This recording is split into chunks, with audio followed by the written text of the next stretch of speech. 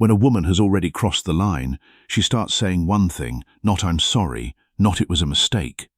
It's something softer, more polished, almost invisible. And once you hear it, you can't unhear it because it's not just words. It's her mind quietly rewriting the story while pretending to confess. It's guilt dressed up as innocence. If you've ever felt that quiet unease, that whisper in your gut that something doesn't match what she's saying, this will explain why. You're about to understand the psychology behind the one sentence women use when they've already done what they can't admit. The sentence that gives everything away. Stay with me till the end, because once you recognize it, you'll never hear her words the same way again. Most men think betrayal is loud. They imagine shouting, distance, deleted messages.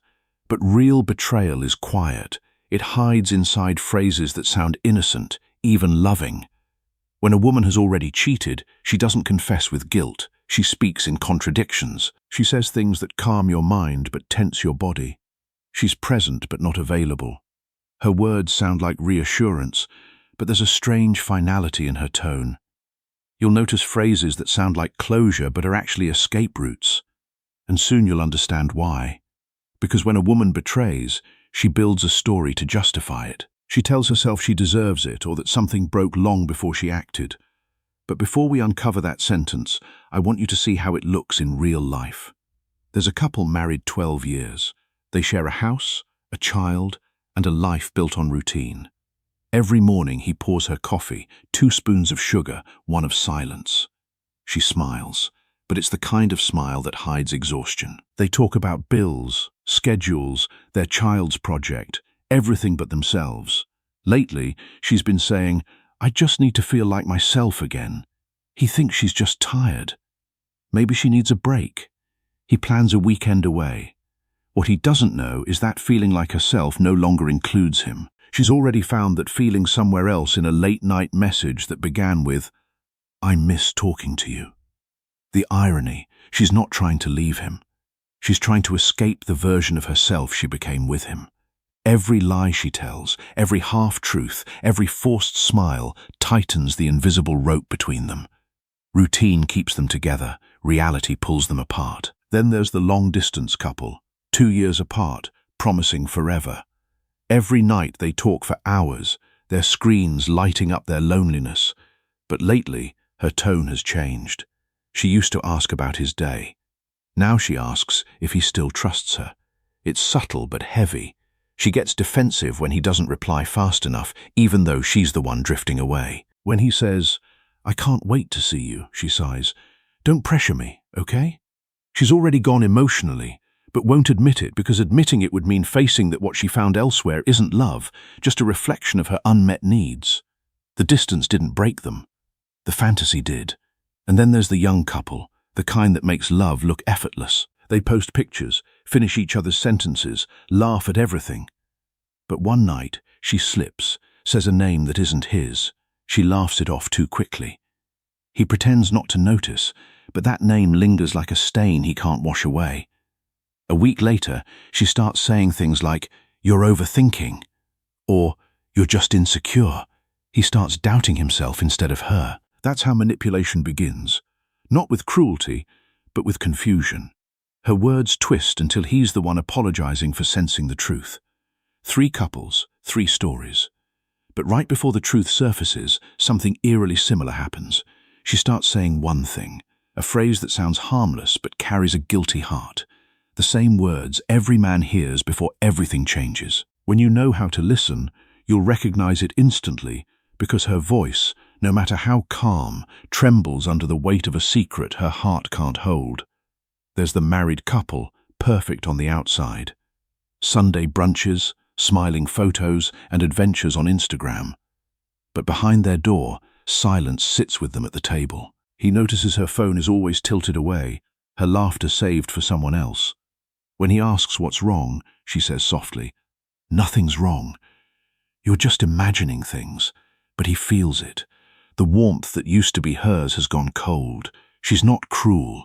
She's distant. She's not arguing. She's rewriting history in real time. At night, when she turns her back to him, he stares at the ceiling, sensing the truth he can't name. What he doesn't know is that she's already rehearsing her story, the version she'll use when the truth finally cracks open. Then there's the couple surviving across time zones. Their love was built on longing and late-night confessions. But lately, her words sound more like excuses. You know how busy I've been. Work is insane. He believes her because what else can he do? He doesn't see the late replies as avoidance, only exhaustion. He doesn't notice the shift from "I miss you" to "we'll be okay." But she does. Every time she says, "we'll be okay," she knows they won't. Guilt makes her overcompensate, sending pictures, checking in, pretending to care just enough. But she's not reconnecting. She's covering tracks. And the young couple, the ones who swore they'd never lose the spark, the first time she crosses the line, even just a flirty message or an innocent meetup, something inside her shifts. His affection starts to feel heavy. His trust feels undeserved. So she starts saying, "I just need space," or "I don't know who I am anymore." It sounds like self-discovery, but it's self-defense because to admit the truth would destroy the image she's built. The loyal one, the good one, the girl who'd never do that. She's not lying to him. She's lying to herself first. 3 stories, 3 moments of quiet betrayal. And yet, if you listen closely, they all echo the same line. The one phrase every man hears before everything falls apart. It's not loud. It's not cruel. It's calm, rehearsed, almost convincing. But beneath it lies the sound of a conscience trying to survive its own choices. The first sign she's already crossed the line. She says, "You're just overthinking." It sounds harmless, even caring, but it's a shield. When she says it, she's not protecting you from doubt.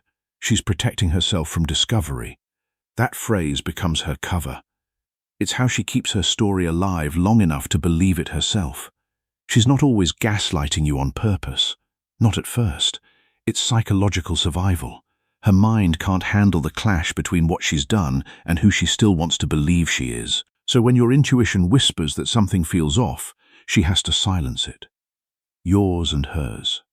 That's what guilt does when it can't confess. It rationalizes. It rewrites. It builds logic around emotional chaos. Stop overthinking really means please don't see what I see. If she can control your perception, she can keep her reality from collapsing. The human brain hates dissonance, that unbearable space between "I love him" and "I betrayed him." So it builds bridges made of excuses. It wasn't serious. It didn't mean anything. We were already disconnected. Each excuse becomes a thread weaving a softer version of her truth. And here's the haunting part. Sometimes she doesn't even realize she's doing it. The words slip out like reflexes. Her tone softens. Her eyes hold yours just long enough to make you question yourself. Because the moment you believe your own intuition, her illusion collapses. So, she distracts you with emotion, with tenderness, with stories that make you doubt your own mind. It's not just manipulation, it's self-preservation. When she says, "You're overthinking," what she really means is, "Don't make me face myself." Her voice might sound calm, but her body betrays her. She can't hold your gaze too long.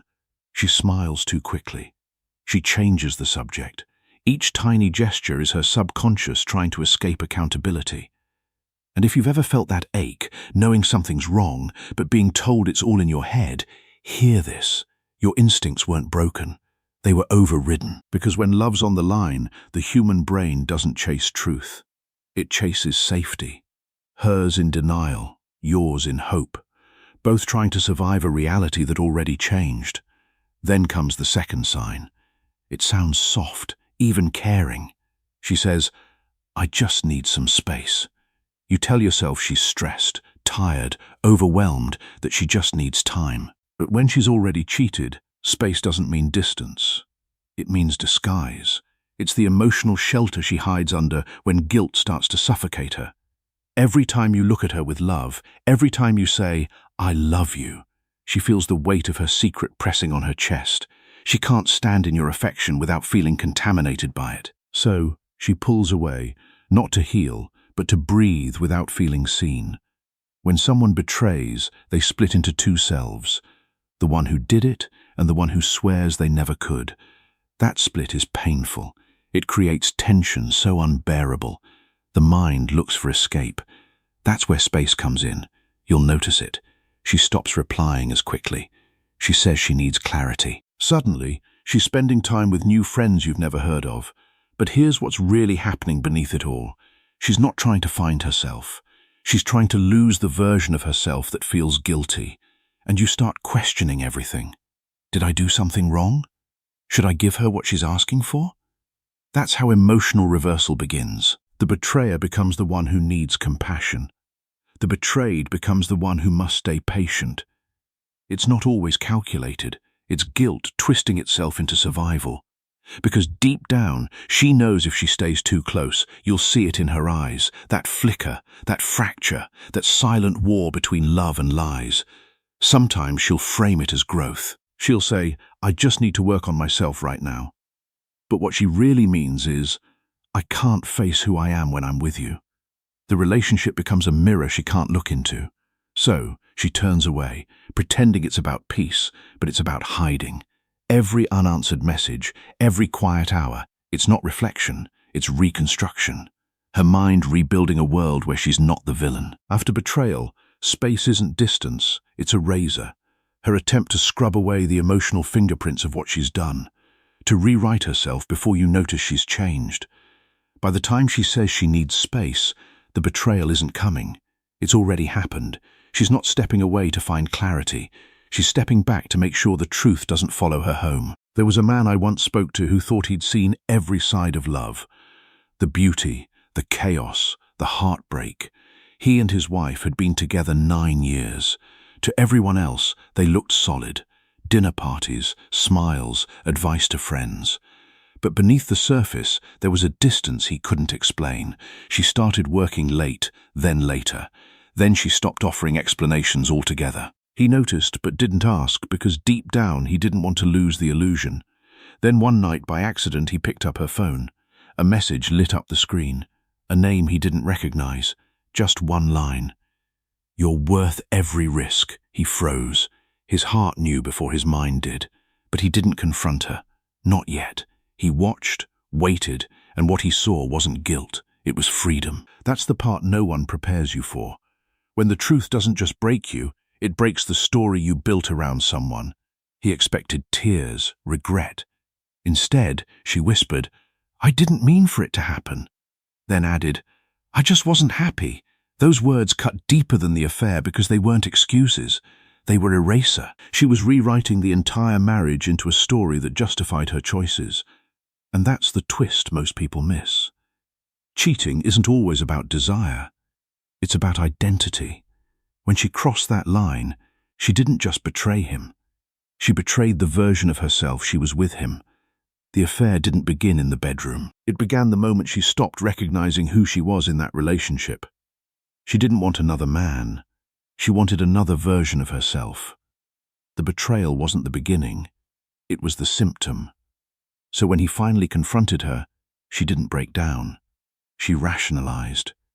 You changed, she said. We just grew apart. Her voice was steady, but her eyes gave her away. She wasn't defending the affair. She was defending the identity she built around it. Once someone starts believing the story that they were unhappy, every truth that challenges it feels like an attack. And here's the cruelest part. Sometimes the cheater isn't running from their partner. They're running from the part of themselves that feels powerless, unseen, unloved.